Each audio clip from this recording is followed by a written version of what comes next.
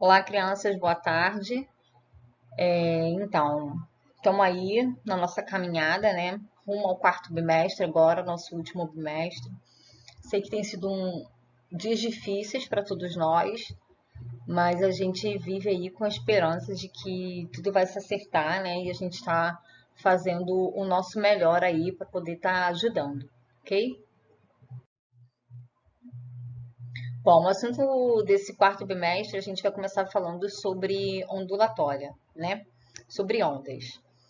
E todo mundo tem uma ideia, né, do que é uma onda. A gente observa as ondas do mar, né? A gente se pegar, como por exemplo tá aí, né? A gente amarrar uma corda, né? Ou pelo menos duas pessoas segurarem cada uma numa ponta de uma corda e fazer um movimento, né? A gente cria ondas, tá? Então, assim, quando a gente começa a fazer esse movimento de forma contínua, a gente vê que vão se formando várias ondas, né? E aí a gente tem o nome de ondas periódicas. São ondas que se repetem em intervalos de tempos iguais, tá? Como exemplo de ondas, a gente tem, por exemplo, o som e a luz. Bom, a gente vai falar agora sobre as características de uma onda. É muito importante que vocês tenham em mente um ponto principal, né, da definição de onda. Onda é uma perturbação que se propaga e que envolve transporte de energia sem transporte de matéria. E aí, um exemplo que eu vou dar para vocês é quando a gente está lá no mar, né? A gente está lá no mar, está mais lá para o fundinho, onde não quebram as ondas, né? E aí, quando a gente vê que vem uma onda, qual é a sensação, né? O que acontece com o nosso corpo? O nosso corpo ele é levado para cima, né? O único movimento que ele sofre é subir e descer, sem sair do lugar, a menos que você leve um caixote e vá parar lá na areia. Mas o que acontece é subir e descer, né? Do mesmo jeito que se tiver um laguinho e tiver uma rolha, a gente jogar um pedaço de alguma coisa ali naquele lago, vão se formar ondas e aquela rolha, ela só vai também nesse movimento de subir e descer. Ela não vai não vai se mover, né? Porque justamente isso, a onda, ela não transporta matéria, ok? Ela transporta energia. Continuando, a gente vai falar agora sobre amplitude e comprimento de onda, tá? A gente tem aí uma figura, né, de uma pessoa que amarrou uma corda numa maçaneta e ela está produzindo ondas, ok? Então observa que essas ondas elas possuem regiões mais altas, regiões mais baixas, né? Essas regiões, o topo de uma onda é chamado de crista, né? E a parte mais baixa de uma onda é chamada de vale, tá? E a distância entre uma crista e outra, ou entre um vale e outro, é chamado de comprimento de onda. Esse comprimento, ele é a distância percorrida pela onda até que ela se repita, tá? Lembrando que isso acontece em ondas periódicas, tudo bem? Além da crista do vale e do comprimento da onda, a gente tem a amplitude. A amplitude, ela é a distância entre uma crista ou um vale em relação ao eixo da onda, a uma posição de equilíbrio, tá? Observando os dois desenhos, a gente percebe que a amplitude ela está relacionada com a energia que você, né, faz para ter a onda. Então, quanto maior é a amplitude, maior é a energia dessa onda.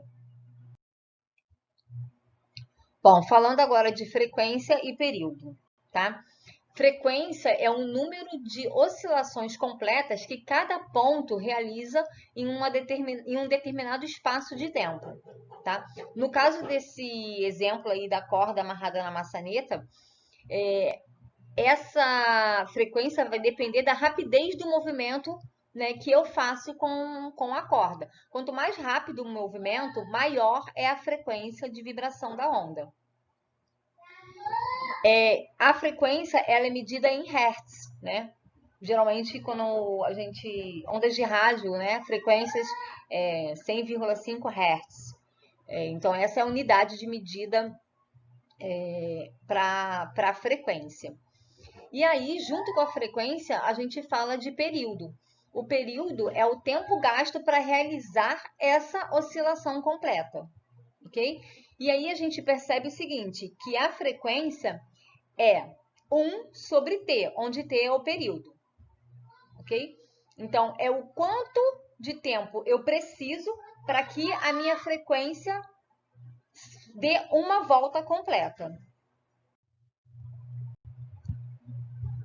E aí, se a gente fala em frequência e período e a gente vê que os dois têm relação com o tempo, a gente vai falar de velocidade, ok? E a velocidade é o tempo, né, que a onda leva para poder percorrer um espaço. Então, ela é a relação entre o espaço percorrido e o tempo que aquilo ali demorou para acontecer. E aí a gente tem a fórmula, assim como a gente viu a fórmula da distância, né? Que velocidade é distância sobre o tempo, aqui também não muda. Sendo que aqui a distância é o comprimento da onda e o período é o meu tempo. Então, velocidade é igual a comprimento de onda sobre o período.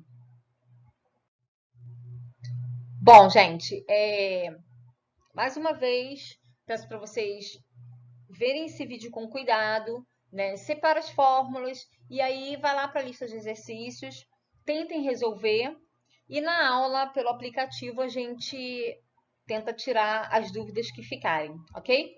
Bom fim de semana para vocês, bom feriado e até a próxima. Bom, pessoal, vamos lá para nossa segunda aula, né, do quarto bimestre, nossa aula de física hoje, onde a gente ainda vai estar falando sobre ondas, né, e hoje mais específico sobre a luz. Bom, vamos lá. A gente sabe que a luz é uma onda, né, e ela é uma onda eletromagnética. Assim como a luz, outros exemplos de ondas eletromagnéticas são os raios-x, os raios infravermelhos, as microondas, né, os raios gama, ondas de rádio e televisão. E essas ondas eletromagnéticas, todas elas no vácuo se propagam a uma mesma velocidade. E essa velocidade é de aproximadamente 300 mil quilômetros por segundo, tá? E aí, essas ondas, elas são organizadas de uma maneira de acordo com a sua frequência, tá? Quanto menor a frequência, ela vai estar localizada mais à esquerda. E quanto maior a frequência, ela fica à direita. E essa organização ela é chamada de espectro eletromagnético, ok? E aí, a gente tem aqui mostrando para vocês a representação gráfica, né, das faixas de radiação das ondas, né? Os raios gama, raio X, raio ultravioleta, aí vem o infravermelho, microondas e ondas de rádio, beleza? Observa que ele, aqui embaixo, ele mostra, né, uma escala de luz visível, tá? Essa luz visível é a luz visível aos nossos olhos, né? E a gente vai estar falando agora no próximo slide. Bom, então, quando a gente fala de luz, a gente está falando de luz visível, né? Aquela que o nosso olho alcança. Mas a gente sabe que existem outras, né, outro, outras frequências que a gente não, o nosso olhar humano, né, como ser humano, não consegue captar, né? Então, a luz visível é a parte do espectro em que estão as ondas eletromagnéticas capazes de produzir a visão. Essa parte é chamada de espectro visível e contém ondas com frequência que variam entre cerca de 430 mil e 750 mil gigahertz, tá? Cada frequência ela é percebida com uma cor diferente, variando, né? Do vermelho, que são as ondas de menor frequência, desculpa, ao violeta, que são as ondas de maior frequência, tá? A parte que estuda esse fenômeno, né, de luz da física é chamada de ótica. Bom, e se a gente vai falar de luz, né, obviamente a gente vai falar de sombra, né? A formação das sombras, ela depende de uma propriedade muito importante da luz, né? De propagação da luz em meios homogêneos, que é a luz sempre se propaga em linha reta, ok? Então, qualquer fonte luminosa, né, embora ela irradie, né, emita luz em várias direções, ela sempre está em linha reta, tá?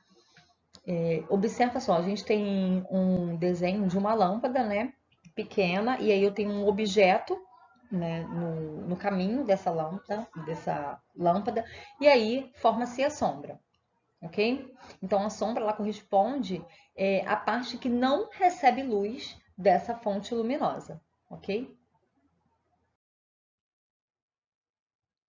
Bom, se essa fonte luminosa ela for um corpo muito extenso, como por exemplo o Sol, né?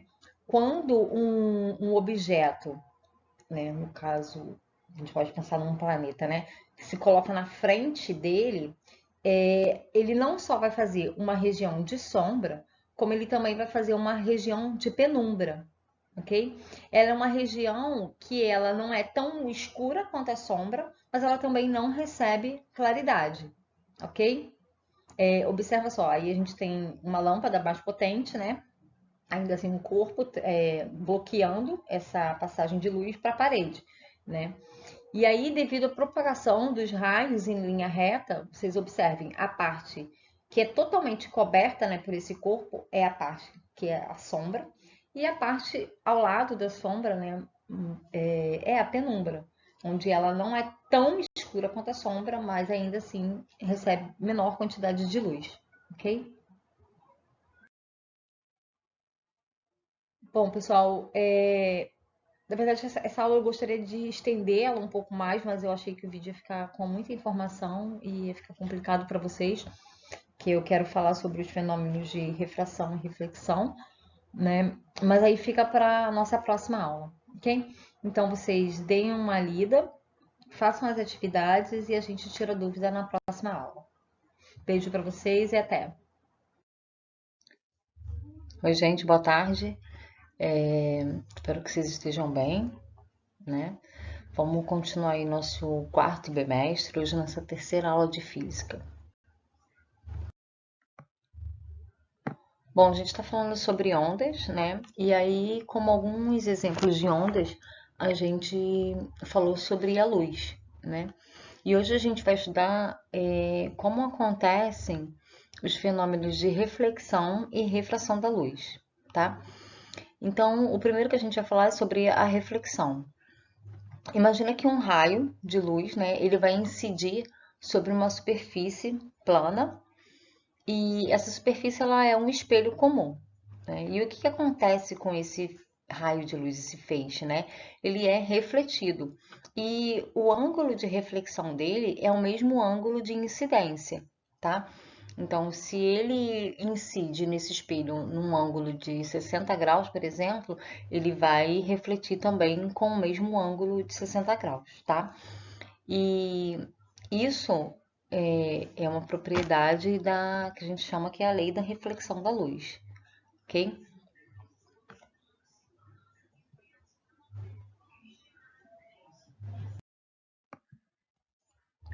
Bom, e aí a gente vai se perguntar como é que esses feixes de luz eles funcionam quando a superfície não é tão lisa, né?